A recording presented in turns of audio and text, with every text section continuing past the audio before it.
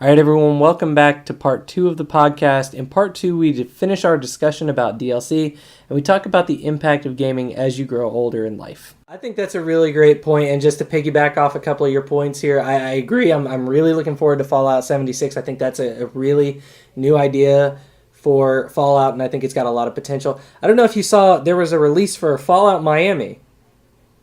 No. Okay, I don't know if that's a DLC. I need to do some research on this. I don't know if Fallout Miami is a DLC, which is downloadable content. Again, those of you not super familiar, downloadable content is extra content you can add on to a game that increases its story or in some way improves the game. And that's why we say DLC for Destiny the Forsaken. Luke? Yeah. One comment on DLC while I'm thinking of it. Sure.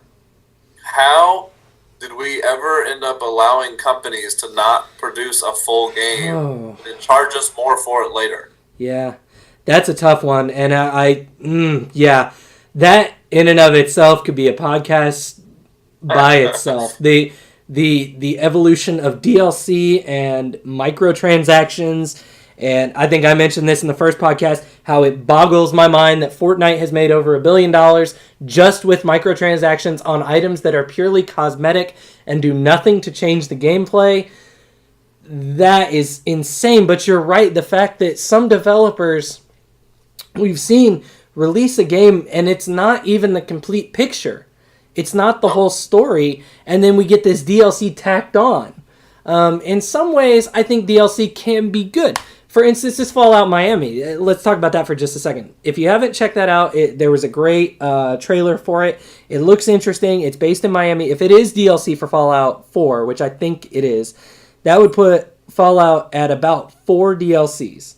Fallout 4. So that, I just Googled it. I think that is a mod. Oh, it's a mod. Yeah, which is another interesting topic. Oh, but it's approved by Bethesda then? I don't think it's approved. I just think it's big enough that it's getting a lot of attention. Huh.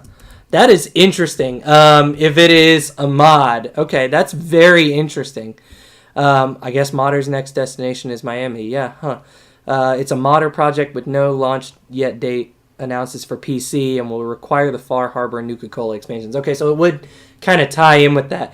That is an interesting concept too, and just how games like Fallout and Skyrim have implemented mods on consoles too. Mods are modifications, ways that you can improve a game, make it different, sometimes make it silly, sometimes add new things to it. So if Fallout Miami is a mod that's exclusively for PC, number one, I'm bummed, because it looks really cool in the trailer, and I would love to play it on console.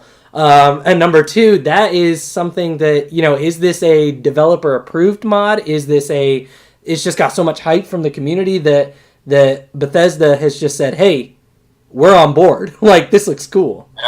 Yeah. Yeah, that would be an interesting thing. And that, to me, there's a small group of people, or maybe just one person, who's taking the time to build a full-size expansion for a game they love. Mm-hmm. So they have the skills, they have the technology, and they're choosing to spend their free time making a slightly different version of a game that already exists, and people are going to play the heck out of it. I mean, that's exciting to me. So Bethesda has allowed people to have ownership and a say and how the game shapes itself going forward. And I can't think of a cooler way to pay homage to your own game than to let the community have a part in it. Yeah, that's a very powerful thing, and that actually really shocks me. When I saw the trailer, and like I said, Pat, check the trailer out, that is something that it looks professionally done by Bethesda, and my first thought was, holy cow, this is an awesome DLC, sign me up. Because I enjoyed Far Harbor, I enjoyed the Nuka-Cola expansion. Those were great additions to Fallout 4, but that is something. I had no idea that was a mod. That is crazy. So Pat, let me transition into this next section by asking you a simple question.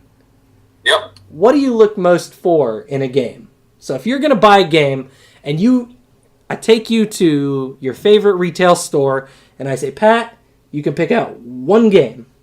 What's it going to be and why? Like, why are you going to pick that game? One of the main things I think of first is who of my friends is also going to play this game. Definitely. And here's why. So, as a adult, as a father, as a person with a full-time career, I don't necessarily have the luxury of being able to switch back and forth, spend an hour or two on this game, spend a couple hours on that one, spend 3 or 4 on this one. I mean, I get to play my games at night when my son's gone to bed. Maybe at a time when my son's hanging out with grandparents. So one of my first criteria is, are other people going to play this game? And, I want to socialize in the game. I want to be able to connect with you, Luke, who is several states away. Sure. I want to connect with people, so the only way I can do that is if they also have the game. Mm-hmm. Fallout 76 was one of those games I'd probably buy no matter what. Sure. Just a big fan of that series and that company as a whole. But there are games coming out that I won't buy even though I want to, because I think I'm going to be the only one that buys them. Mm. Yeah, definitely. I think that's something that is really important for me as well. Looking at that in a game is just who of my friends are going to play it. Like you said, if no one's going to play it, why am I bothering? Because to be very frank, I'm not going to bother unless it is a game that's very story driven, like a Fallout or a Skyrim, or even arguably the game I've sunk the most time in lately. And tell me if I'm wrong, Stardew Valley. It's a great, very family friendly. It's not a farming simulator, but it's a great game by an indie developer. It's got a great storyline, a ton of replayability, and like I said, very family friendly. But it's a game that you just get so absorbed in as a single player that you're like, okay, well, if I don't have time to play with this with a friend, that's okay because I'm so enveloped in this story. So for me, just like you, if I can replay it and the story is really good, I'll pick it up. Or if it's a game that, has a solid online multiplayer base that I can play with my friends. But even that, some of my friends, you mentioned Call of Duty. I won't pick up the next Call of Duty. I just won't. I mean, I've not picked up one in a while. And it's just not a game that appeals to me just because of, and that's maybe something to talk about too, the community that plays the game. There's some very toxic gamers who can say some very hurtful things online. Yeah. And so just the community to me is just not something I'm just interested in. And it's like, okay, I play a map. I get to, okay, here's my kill to death ratio. Okay, next map. Yeah. Like, I'm just not interested in that. But that's just me. No, I think that's fair. I mean, if you don't get to spend hours a day playing a game, why play a game that ends up making you angry because someone wasn't being cool? Or right. Because you needed help doing something and you couldn't find someone to help. Mm-hmm. Yeah, you're right. That should be an important aspect in today's world if you don't have the time. Mm-hmm. I envy the people who get to play games full time on Twitch as a career, to make their livelihood, but the average person can't do that. So that's a fair point, and I wouldn't have thought of it originally, but there are a lot of games that the community ruins it. Fallout 76 is at risk of that. Yeah, any kind of online multiplayer, I think. Yeah, Fallout 76 has already answered lots and lots of questions about griefing. Mm-hmm. People just killing you for fun, not to benefit themselves, just to give you a hard time. Mm-hmm. That's it. That's their potentially only goal. So, we'll see how it goes. I'm interested. I'm still going to give it a shot no matter what. But yeah, that's a really fair point. Good call. And you can even see that in games like Minecraft, which obviously I think Minecraft has declined in popularity a little bit, but still a very popular game, very friendly game. But you can do the same thing. I mean, your player character can be killed in Minecraft, and then you just lose all your stuff, and you're like, wait, why would you do that? And the other person just laughs at you. If you join a public server or something like that. A lot of these servers have passcodes or protections to prevent that, but that was a very big deal early on in Minecraft's and I think I think griefing, like you say, griefing, just doing something for the sake of being a jerk, for lack of a better way to say it, definitely a big role in the online multiplayer sphere. So we mentioned a lack of time for gaming. We both are in that boat. We wish we had more time. We appreciate the online aspect. I think what's interesting for me is, even just as a communication tool for me, online gaming is, if you or some other, my friends, Nick, Joe, whomever, are online, and I'm tired after a long day, and I just want to chat with someone. I'll just jump online and I'll just join a party with you all and I'll be like, hey, what's going on, guys? And like, Nick or Joe or you may be playing a game and I'll just chat. Like, I don't necessarily need to play a game all the time. I just use my console sometimes as a social expression, as a way to keep in touch with you guys. Yeah, I think that's a fair reason. That's a big reason why I do it today. Mm-hmm. It's not the biggest reason still, but I'm also not several states away from that group of people you mentioned like you are. Growing up, yeah. Yeah, I have the luxury of being near them, so I have buddies who are coming over tomorrow. Yeah. That's true. It is a little different for me.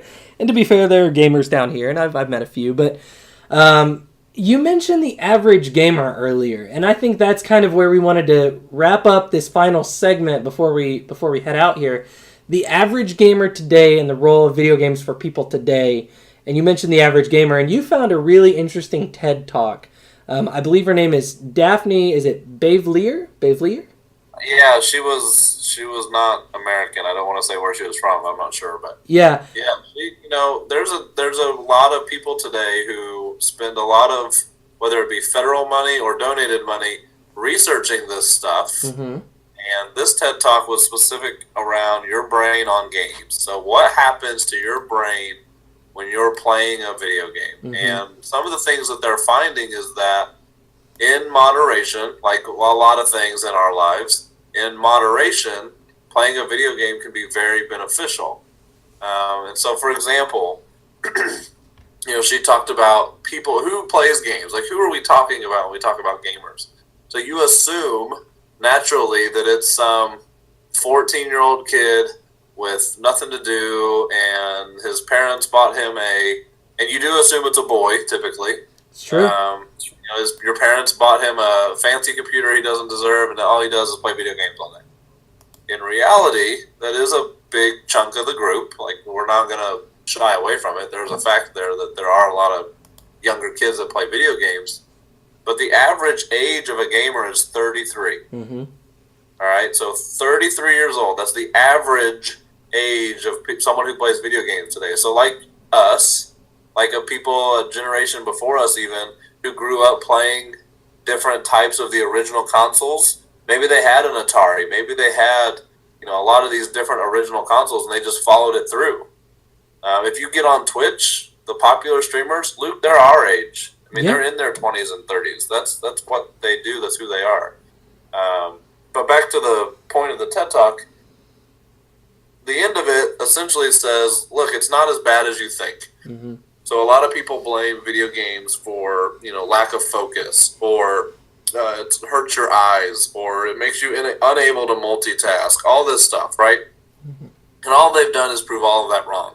So bad on your eyesight, action gamers specifically, people who do play games like Call of Duty or Battlefield or Fortnite, action-based games, they tend to have better eyesight, better attention to details. So if you're playing a game like Fortnite and you see someone 300 meters away out of the corner of your eye, you're more likely to do that than someone who doesn't play action games. Okay, so basically you get practice focusing on small details and noticing inconsistencies in whatever you're looking at.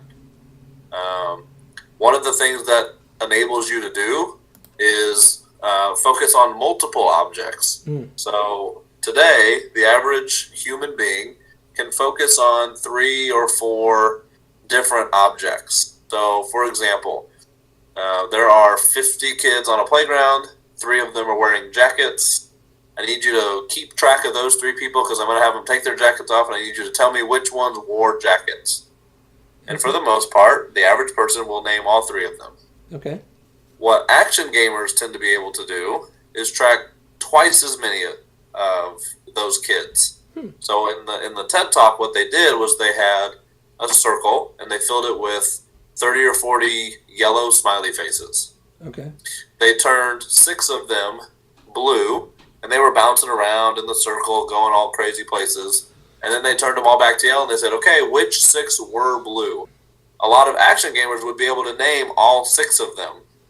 And so that's kind of hard to envision, but if you skip to that part of the TED Talk, most of you listening will not be able to track and then repeat which 6 of them were just blue 1 second ago.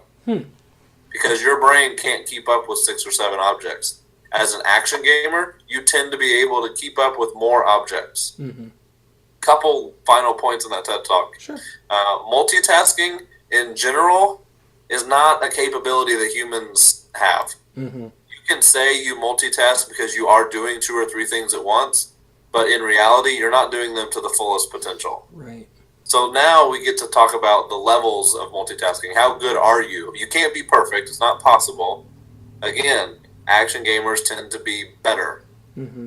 The way that translates in real life is an action gamer who is driving down the road, listening to music, singing along, also see a kid stumble on the sidewalk and maybe fall into the street. They're going to be more likely to slam on their brakes before someone who doesn't play action games and practice this type of vision all the time.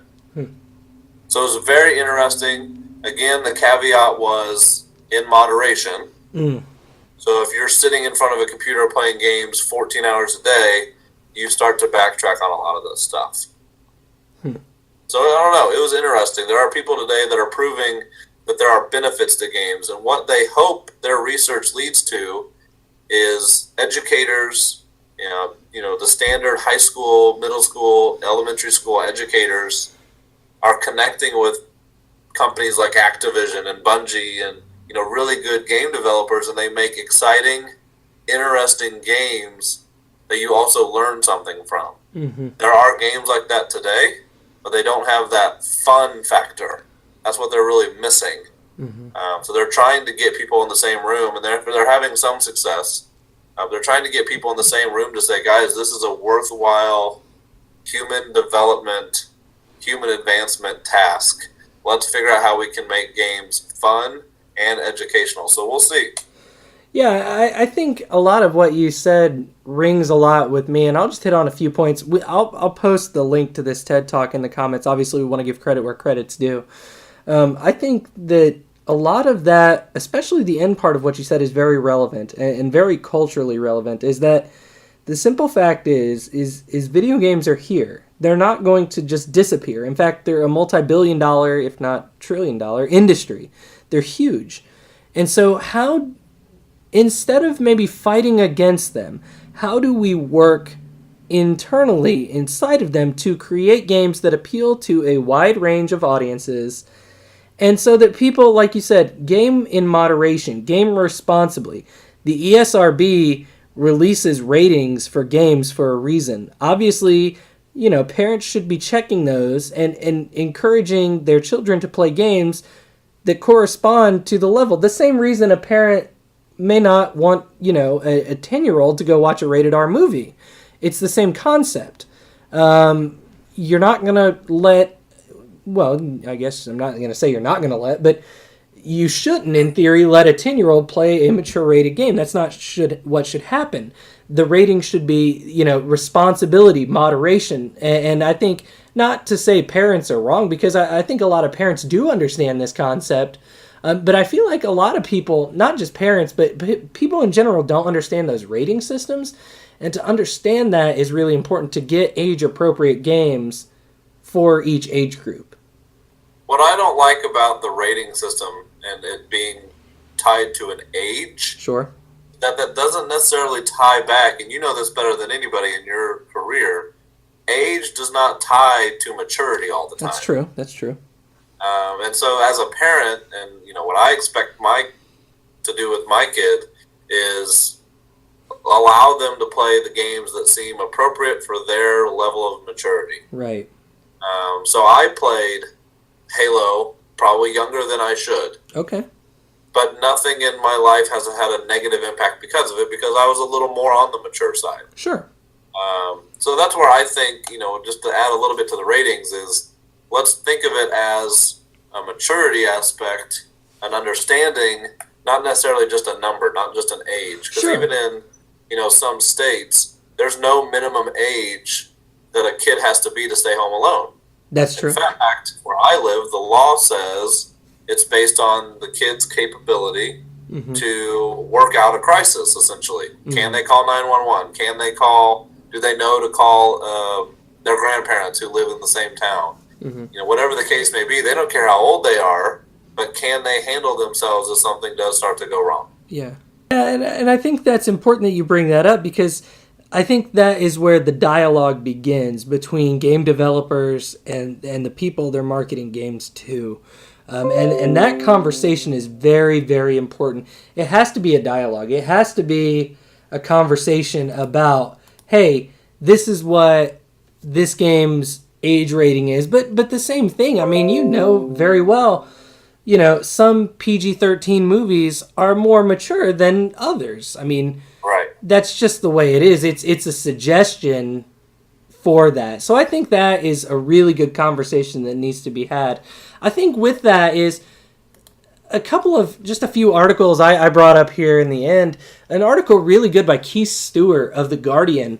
And again, I'll link this in the notes. Keith Stewart wrote an exceptional article about why we should game as we get older, why grown-ups should play more games. And his very first point is they're economic.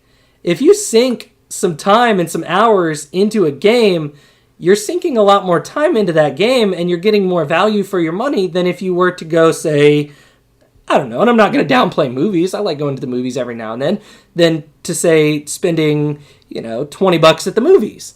If you play the game, you're getting more value based on the amount of time you spend compared to the money you spent. I thought that was a really interesting argument, his very first point. Yeah, I think that's always been a fair point. That's how I've sold playing golf to my wife. Sure. I say, yeah, honey, I know it's $40 or $50, but I'll be out there for 4 hours. I mean, that's a decent hourly rate for fun, right? Mm-hmm. But Destiny, if I took it per hour, shoot, I'm talking pennies at that point, right? Right. Yeah, I think you're absolutely right. And that to me, I almost had kind of forgotten that until I read this article, and I was like, wow, that's a really good point. He brings up numerous other great points as well. The social aspect we've kind of already talked about in here. They tell us where technology is going, which is a very powerful thing, trying to stay on the cutting edge. Video games are about as cutting edge as you can get in many ways. And then they tell us, this part is kind of where I wanted to wrap up our conversation. They tell us about our kids and gaming with children. Now, I don't have children of my own, but gaming and the connectiveness between generations. I think there is a powerful connection that can be made between generations and gaming. What are your thoughts on that, Pat, as a father? I think there's a lot of things to be excited for there. So if I remember our rating in Destiny, mm-hmm. if that was an experience that I could have shared with my son, assuming he's decent at the game, because I ain't got time to run this 40 times, right? Lord. Assuming that everyone's par, that would have been a really cool thing to share with my son, that we beat Atheon together, that we killed Oryx together, that we killed Crota together. That sounds fun to me. At the same time, I want to give my son every opportunity to be the person he wants to be. So if he's not interested in gaming, I'm certainly not going to force it. Mm-hmm. But if he wants to be a little more like I was, and I can play sports year-round, game in the evenings and on weekends, do a little bit of both, I'm on board. I'm all in. Let's do it. Let's get you an Xbox. Let's get you a PC. But at the same time, I have to monitor that a little more closely. I have to monitor the screen time. I don't want that to be the only thing that's going on in his life. I don't want that to be the only thing he thinks about while he's at school. Fortnite has had a lot of negative impacts in that regard, mm-hmm. and that it's borderline addicting, right? So True. You're a teacher. When you get back to school, or even this past school year, there was probably times, if not several times, where you had to say, guys, I know Fortnite's a great game. Mm-hmm. I've tried it out myself, but we got to focus. Mm-hmm. Yeah, and you're right. It is difficult in that way. And I think, though, that kind of goes back to your point that in moderation, all things are reasonable. I mean, you play video games in moderation, then you balance your time out to do then the other things you enjoy. You golf. We do this podcast. Obviously, we couldn't do this podcast and all the planning we do if we were just gaming nonstop. We couldn't commit for you to your children, to your career. Likewise with me, I have my dogs. I love going outdoors and kayaking, working out, hitting the gym. I think video games in moderation and avoiding that addictiveness can teach you time management if you really say, okay, I'm going to dedicate an hour. I got an hour to play this game, and then I've got to go do something else. I need to go do the dishes. And yeah, the dishes aren't as validating as getting a win in a game, winning a game of Madden or something. But to understand that and to talk with your kids about that balance is very powerful. The simple fact is, I mean, like you said, there are a ton of people who wish every day they could wake up and just play video games all the time. That's not a reality. But the fact is, you can do these things, but you also need to focus on your responsibilities in life too and balance them well. And I think even there's an article from Forbes from a few years ago. Jordan Shapiro writes about it, and a few studies from like Arizona State that mention how parents can get this great opportunity to connect with their children if they take it. I can't tell you how many amazing stories, and I'm going to use Minecraft as an example because it's a family-friendly game. Again, I follow the ESRB ratings. I try to stay, hey, be responsible, know what your kids are playing. That's my stance on it, and just like yours. But Minecraft is a game where I know I've watched a guy stream with his kids, and it was this connecting experience where they built this amazing structure. They went on these adventures. They mined through the caves, and they had so much fun. And this dad and his child were connecting in a way that they may not have otherwise. And in many ways, it was a way that a dad and a young boy or young girl could connect on a baseball field or on any other stretch of things you can do with your children. I thought that was a very powerful thing. Yep, I'm looking forward to it. I'm going to be honest. So we'll see where life takes us. I'm not even at, we're not walking yet, so I'm not worried about it yet, but, it'll be here before we know it. Yeah. Well, and luckily for you, Kotaku posted an article. Again, we'll post this. The best video games to play with your kids. Now, it says little kids 3+. I don't know if I encourage your little kids 3+. I'm not a huge proponent of, screen time for small children. But there's Mario Odyssey in there. There's Mario Kart 8, with the little kids, 7 to 8 years old. There's Minecraft, Pokemon. There's just a ton of great games. The Lego games are great games. And then obviously you can talk Fortnite and your games like Madden and your sports games as they get older. But I think, again, Kotaku does a great job of, hey, be aware. Be aware of what your kids are playing. Talk with them, connect with them, and use this as a relationship building moment with them. That's a very powerful thing. Yep, looking forward to it. Yeah, and then just I'll wrap up this story. This is from Jalopnik.com, and I'll post this in the link, the description. This is a powerful story of, and I won't share the whole thing because it's a great article, but it's about a teenager whose dad died, passed away, and he pulls out this old gaming console, an old Xbox, right? And he finds something in a racing game. In racing games, you can race ghost cars. Well, he races, and he finds this ghost car, and he realizes it's the one his dad had, like his dad's ghost car. So his dad had basically set the best time you could on this track in a racing game. I'm huge into racing games, Forza, all those.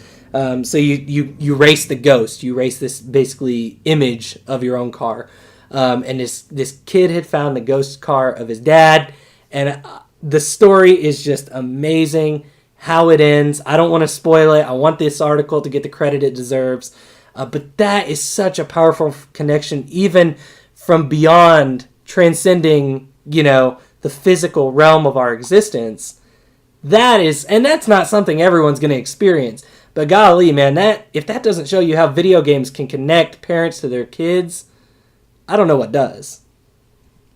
Yeah, and if I remember that story correctly, because I remember it coming out, he actually got to a point where he was beating the ghost, which means his car would have set the new ghost, so he stopped at the finish line just to make sure he could continue to race that ghost in the future. If that doesn't hit you right in the heartstrings, man, that's powerful. And there's a YouTube video about it. Again, we'll post the link in the description. We want to make sure we give credit to all these articles for helping us in this and adding to our points here.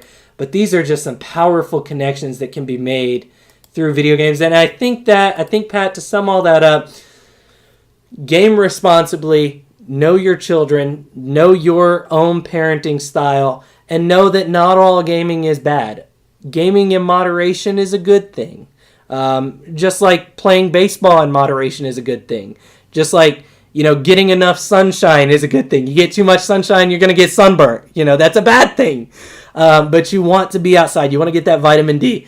It's a balance. It always is. And I think that's a big life lesson we can learn from video games. Yep, I agree. And Luke, I think this was a lot of fun. Appreciate your time. I'm excited that we finished this, wrap this up, and I gotta say, if this is how fun they're gonna be every week, I'm always gonna be looking forward to the next one. Yeah, so this was a great conversation, Pat. It's gone over an hour now, so let's talk about our next episode and close this up. So our next episode, number 1, make sure you check out our social media. We are live on YouTube, Podbean, Buzzsprout, and Facebook. Those are our podcast sites right now. Facebook.com/PLIRL, Twitter @PLIRL1. We love your comment. We love your feedback. If you thought this podcast was great, if there are things we can do to improve, please give us the feedback. Join us in the Discord and engage in the conversation, because we're just going to have more conversations, not only about this topic. We'll come back to video games. I'm sure we will. But also in other topics going forward. And speaking of those other topics, next week, Pat, it's almost that time. The best time of year.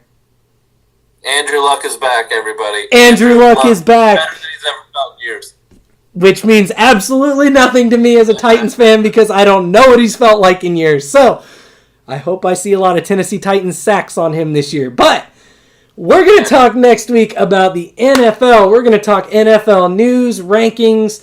We'll go through, we'll give you our full predictions for the NFL season, where we think they stack up. Something tells me that as a Titans fan, with you as a Colts fan, we are going to see different sides of the aisle for the AFC South, and I am thrilled by that conversation. We're going to talk those rankings. We're going to give you our Super Bowl predictions. We're going to give some bits and pieces about other sports. San Francisco home runs into the Bay. That's a crazy story. Joey Votto stats. We mentioned that in the first podcast. Cole Hamels to the Cubs. So much going on in the world of sports. Even though the NFL hasn't even started yet, Cam Newton and the Panthers back at training camp. It's a beautiful time of year, Pat.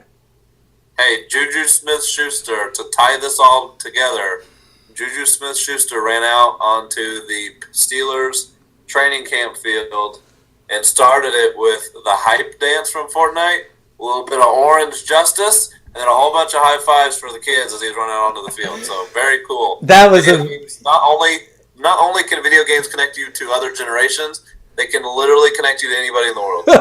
Professional athletes. You hear of Juju Smith-Schuster playing Fortnite and Lonzo Ball playing Fortnite, and Drake. Obviously, Drake's not an athlete, but a famous musician playing Fortnite. The connection between these things is very real. It's something we need to be aware of going forward in our day-to-day lives, and understanding how this is changing our world. The powerful stuff connecting sports and video games. Probably a great conversation for another podcast. So, Pat, I want to thank you again for joining me this week. Yep, been a lot of fun. Everybody, thank you for listening. Don't forget to check out all of our social media. There will be a lot of things going on in the description of this video on YouTube, and Podbean, Buzzsprout. There's a lot of links to include, a lot of we'll always include our social media information. So give us a follow, give us a like, give us a comment. We're always excited to figure out how we can make this better. We want you to be interested in it. So always make sure you're letting us know how we can do that. Anytime I see that notification button, I'm ready to respond and excited to hear what the community thinks. So, Pat, thanks again for joining us. And we will see you guys next week when we talk NFL and some sports. I'm signing off. I'll see you later, guys.